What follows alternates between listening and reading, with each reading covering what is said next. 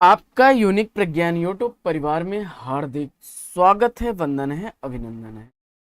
प्यारे साथियों, अगर आप टीजीटी पीजीटी जैसी प्रवक्ता एलटी ग्रेड आदि विभिन्न प्रतियोगी परीक्षाओं की तैयारी कर रहे हैं तो आपके लिए प्रैक्टिस सेट होने वाला है काफी लाभकारी। तो इस प्रैक्टिस सेट को हल करना प्रारंभ करें। इससे पूर्व अगर वीडियो को पहली बार देख रहे हैं तो चैनल पर नए हैं तो कृपया चैनल को सब्सक्राइब कर लें और बगल में बने हुए बेल आइकन से ऑल बटन को प्रेस करें, जिससे कि आने वाले नए वीडियो की नोटिफिकेशन आपको सबसे पहले मिल सके। तो बिना समय गवाए प्रारंभ करेंगे आज की पाठचर्या और देखेंगे प्रैक्टिस सेट का पहला प्रश्न। पहला प्रश्न है कि मिस्र बंधु विनोद कितने भागों में प्रकाशित हुआ, इसका आपको जवाब बताना है। तो इसका राइट आंसर आप चयनित करिए। अगर इसका उत्तर आप सेलेक्ट कर रहे हैं 4 भाग, तो बिल्कुल राइट आंसर है आपका। यहाँ दोस्तों इसके 3 भाग 1913 ईस्वी में, जबकि चौथा भाग 1934 ईस्वी में प्रकाशित हुआ।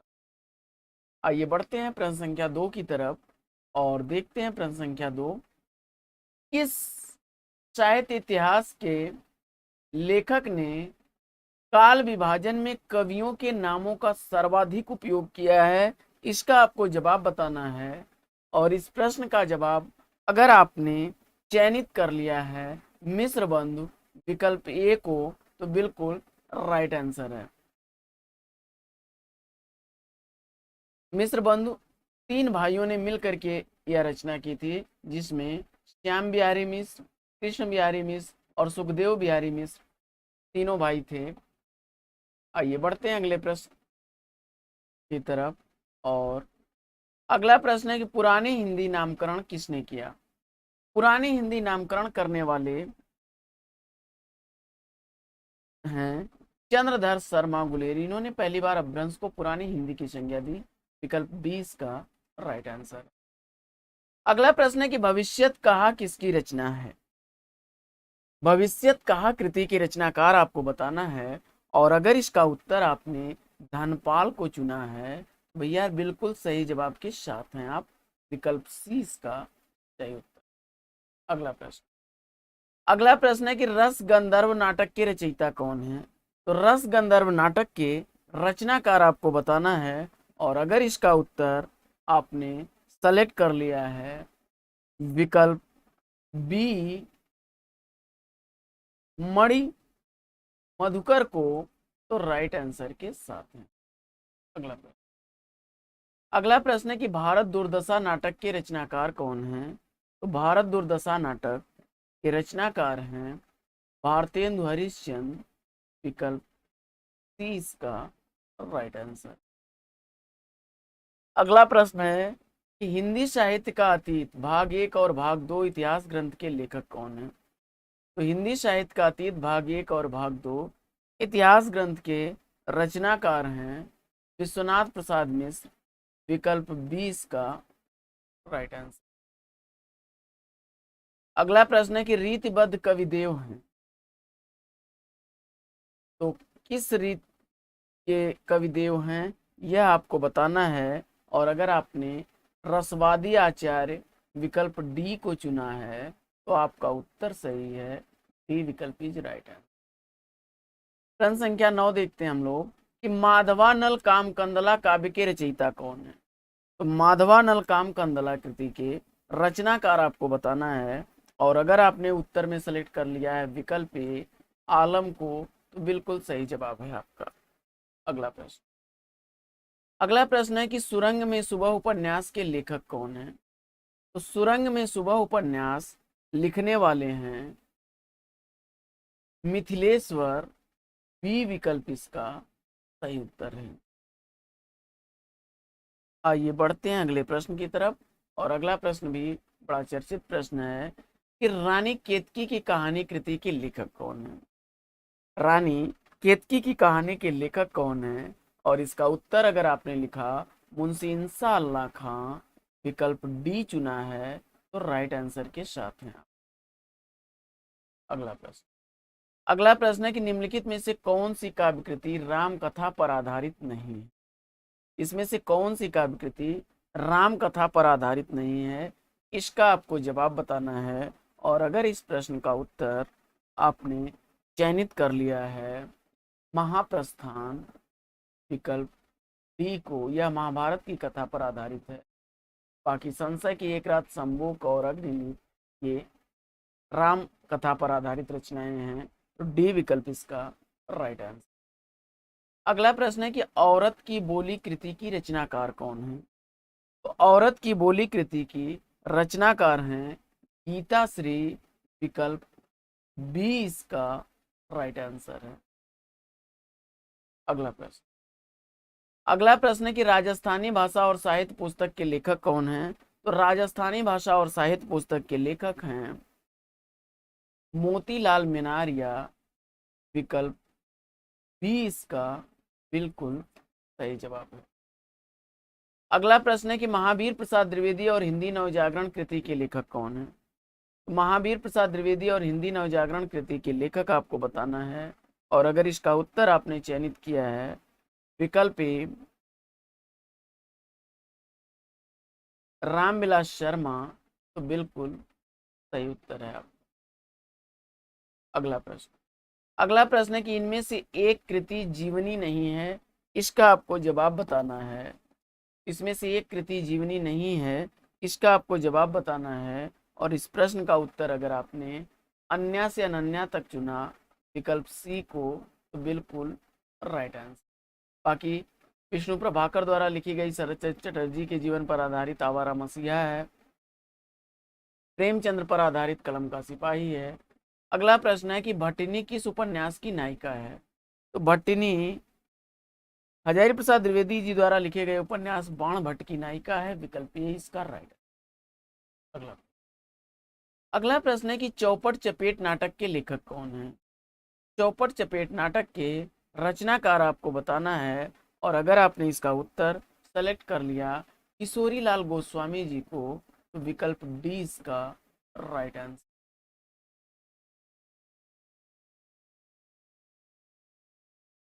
आइए बढ़ते हैं अगले प्रश्न की तरफ, और अगला प्रश्न है कि धर्म, नैतिकता और विज्ञान के लेखक कौन? धर्म, नैतिकता और विज्ञान के लेखक कौन है, इसका जवाब आपको बताना है, और इसका विकल्प सी सही है, रामधारी सिंह।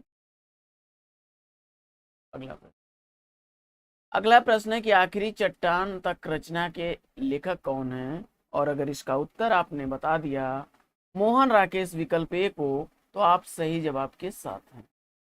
साथियों बढ़ते हैं अगले प्रश्न की तरफ, और अगला प्रश्न है कि माटी की मूर्तें के लेखक कौन हैं?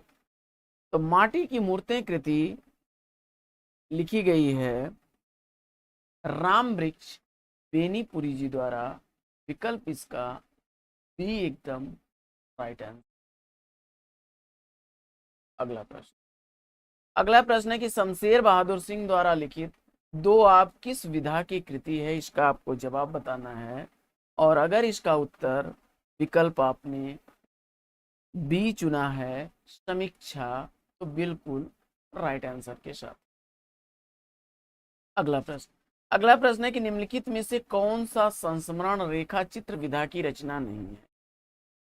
निम्नलिखित में से कौन सा संस्मरण रेखा चित्र विधा की रचना नहीं है, इसका आपको जवाब बताना है, और अगर इसका उत्तर आप सेलेक्ट करते हैं विकल्प ज्योति विहग बी को, तो बिल्कुल सही जवाब के साथ हैं आप। अगला प्रश्न है कि अपने अपने पिंजरे आत्मकथा के लेखक कौन हैं? तो अपने अपने पिंजरे आत्मकथा लिखी गई है दलित विमर्श के प्रसिद्ध लेखक मोहनदास नैमिषारण्य द्वारा, विकल्प 20 का सही उत्तर। अगला प्रश्न है कि ब्राह्मण पत्रिका का संबंध निम्नलिखित में से किससे है? तो ब्राह्मण पत्रिका का संबंध इसमें अगर देखा जाए तो प्रताप नारायण मिश्र जी से है, विकल्प ए इसका राइट आंसर। और अगला प्रश्न है कि महावीर प्रसाद द्विवेदी सरस्वती पत्रिका के संपादक कब नियुक्त हुए, इसका आपको जवाब बताना है, और मुझे उम्मीद है कि इसका सही उत्तर आपने चयनित किया होगा विकल्प सी 1903 ईस्वी को। 1900 ईस्वी में जो है श्याम सुंदर दास ने सरस्वती पत्रिका का प्रकाशन प्रारंभ किया था, तब उस समय श्याम सुंदर दास जी थे इसके संपादक, लेकिन 1903 ईस्वी में महावीर प्रसाद द्विवेदी जी ने इसका कार्यभार संभाला। आइए साथियों, बढ़ते हैं अगले प्रश्न की तरफ और देखते हैं अगला प्रश्न। अगला प्रश्न है कि बद्री नारायण चौधरी प्रेमघन ने आनंद कादम्बनी पत्र का प्रकाशन कब किया? बद्री नारायण चौधरी प्रेमघन ने आनंद कादम्बनी पत्रिका का प्रकाशन प्रारंभ किया था मिर्जापुर से। विकल्प सी इसका राइट आंसर। अगला प्रश्न है कि समाचार सुधा वर्षण पत्र है, तो समाचार सुधा वर्षण पत्र जो है यह दैनिक पत्र है। विकल्प बी इसका राइट आंसर है। अगला प्रश्न है कि आज पत्र का प्रकाशन कब प्रारंभ हुआ, और अगर इसका उत्तर आपने सेलेक्ट किया 5 सितंबर 1920 ईस्वी को, तो डी विकल्प इसका राइट आंसर। अगला प्रश्न है कि बंगदूत का प्रकाशन वर्ष क्या है? बंगदूत का प्रकाशन वर्ष है विकल्प डी सन 1829 ईस्वी। विकल्प डी इसका राइट आंसर। अगला प्रश्न है कि संस्कृत व्याकरण के अनुसार इनमें से एक ही शुद्ध है, इसका आपको जवाब बताना है, और इसका राइट आंसर क्या है? विकल्प ए निरोग। अगला प्रश्न है कि किस आचार्य ने गुणों को रस आश्रित माना है, उनका आपको जवाब बताना है, और अगर इस प्रश्न का उत्तर आपने चयनित कर लिया है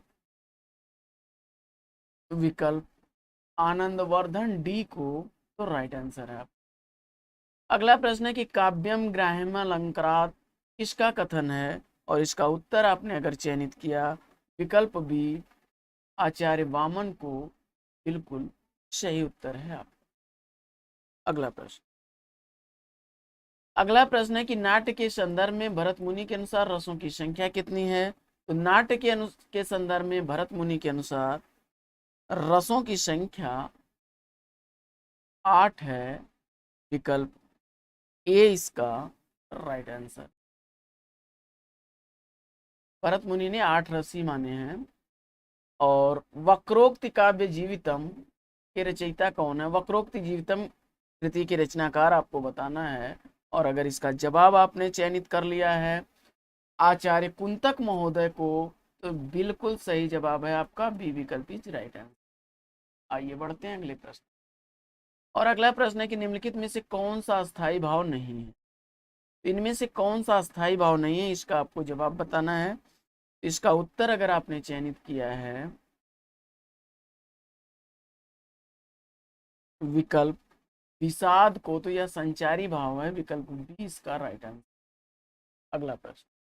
अगला प्रश्न है कि जहां एक व्यंजन की आवृत्ति एक या अनेक बार हो, वहां कौन सा अलंकार होता है? तो एक आवृत्ति, जहां एक व्यंजन की आवृत्ति एक या अनेक बार हो, वहां कौन सा अलंकार होगा, क्या आपको जवाब देना है। यहाँ तो प्रश्न को घुमा दिया है, इसमें तीनों ही अलंकार हो जाएंगे। विकल्प डी इसका राइट आंसर। अनुप्रास के ही भेद तीनों हैं, वहां अनुप्रास अलंकार होगा। आइए बढ़ते हैं अगले प्रश्न की तरफ।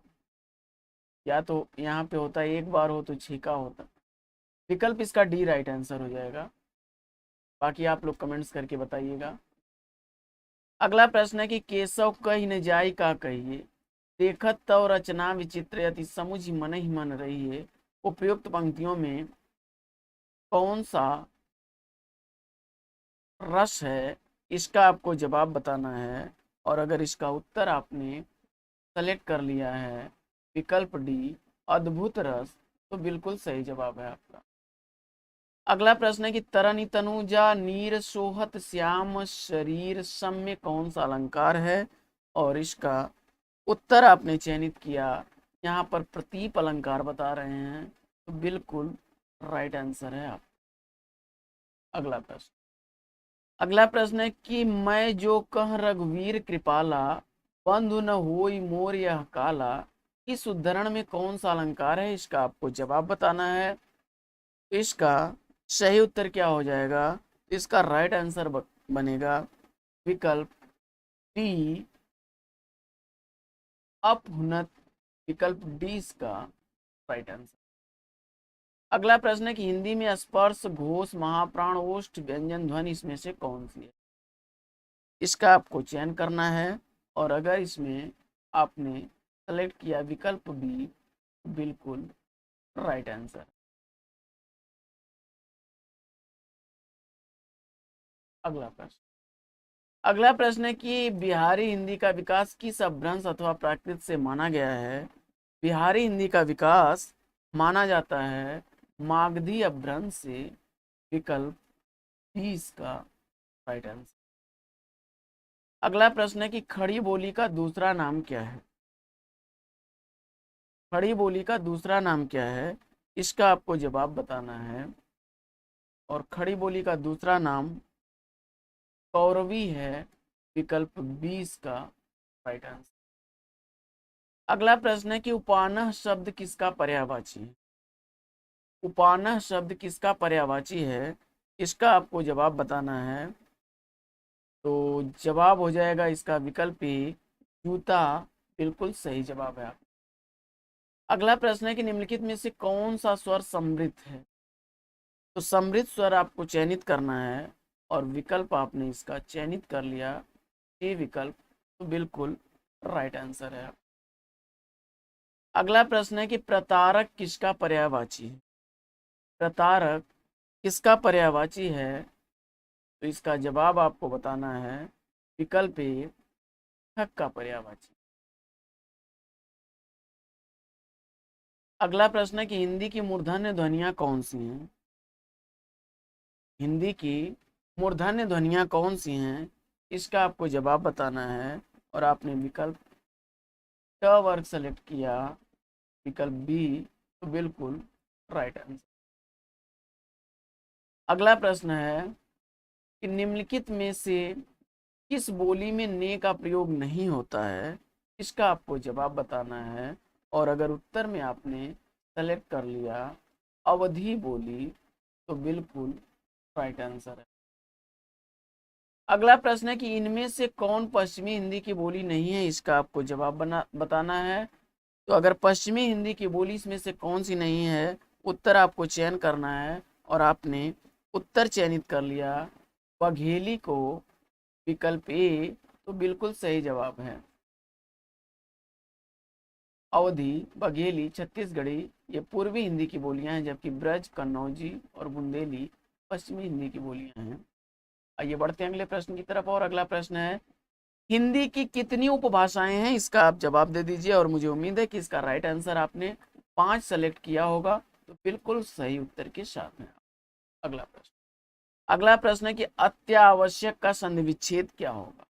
अत्यावश्यक का संधि विच्छेद आपको बताना है, और अगर इसका उत्तर आपने चयनित कर लिया है विकल्प ए, अति धन आवश्यक को, तो बिल्कुल सही जवाब के साथ।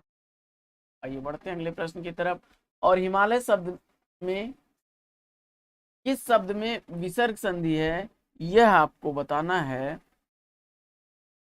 तो इसमें विसर्ग संधि का उदाहरण आपको बताना है, तो दुह धन कर होता है दुष्कर, तो विकल्प डी के साथ आप गए, तो राइट आंसर है हिमधनालय, तो यह बनेगा दीर्घ संधि का उदाहरण है। अगला प्रश्न है कि किस शब्द में व्यंजन संधि है? इसका आपको जवाब बताना है। तो व्यंजन संधि का जवाब आपके लिए विकल्प ए, सज्जन है। सतधनजन, सज्जन, विकल्प ए इसका राइट आंसर है। अगला प्रश्न,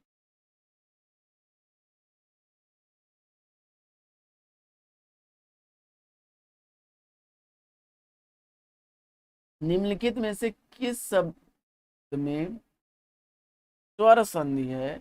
इसका आपको जवाब बताना है, और अगर इसमें उत्तर आपने स्वर संधि के लिए सेलेक्ट किया भानुधन उदय, भानुदय, विकल्प सी को, बिल्कुल सही उत्तर है आपका। अगला प्रश्न है कि निम्नलिखित युग्मों में से एक समास की दृष्टि से अशुद्ध है, इसका आपको चयन करना है, और अगर इसका उत्तर आपने चयनित कर लिया विकल्प डी,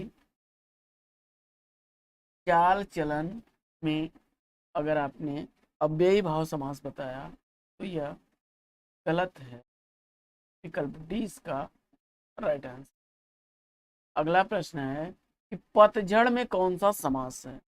पतझड़ में समास आपने सेलेक्ट किया विकल्प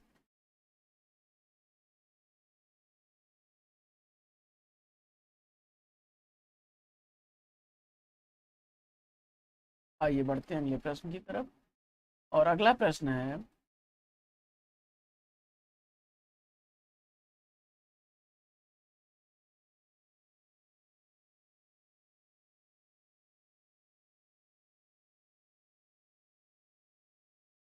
तो जवाब ए आपका सही हो जाएगा, अव्ययी भाव।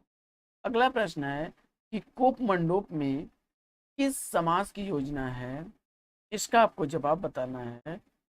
और अगर इसका जवाब आपने सेलेक्ट कर लिया कूप मंडूप, यहाँ पर आपका विकल्प दो विकल्प सही दिख रहे हैं। विकल्प ए और विकल्प सी दोनों विकल्प सही दिख रहे हैं। पौबरी भी है उपमंडूप में और तत्पुरुष भी है। आइए बढ़ते हैं अगले प्रश्न की तरफ। और अगला प्रश्न है कि मुंह तोड़ शब्द का समास क्या होगा। और अगर इसमें आपने मुंह तोड़ शब्द में समास चयनित किया तत्पुरुष समास तो विकल्प ए इसका राइट आंसर। अगला प्रश्न है कि इनमें से भाववाचक संज्ञा कौन सी है। और अगर आपने उत्तर में चयनित कर लिया विकल्प डी को, चिंता, बिल्कुल राइट आंसर है आपका। तो साथियों आज की पाठचर्या लेगी यहीं पर विराम। वीडियो अगर अच्छा लगा हो तो वीडियो को लाइक और शेयर कर दीजिए। चैनल पर पहली बार है तो चैनल को सब्सक्राइब कर लीजिए। फिर मिलते हैं आपसे अगले वीडियो में एक नए प्रकरण, एक नए टॉपिक, एक नए अंदाज में। तब तक के लिए लेंगे आपसे विदा। आपका जीवन मंगलमय हो। वेस्ट विशेष वेस्ट आप लग। जय हिंद।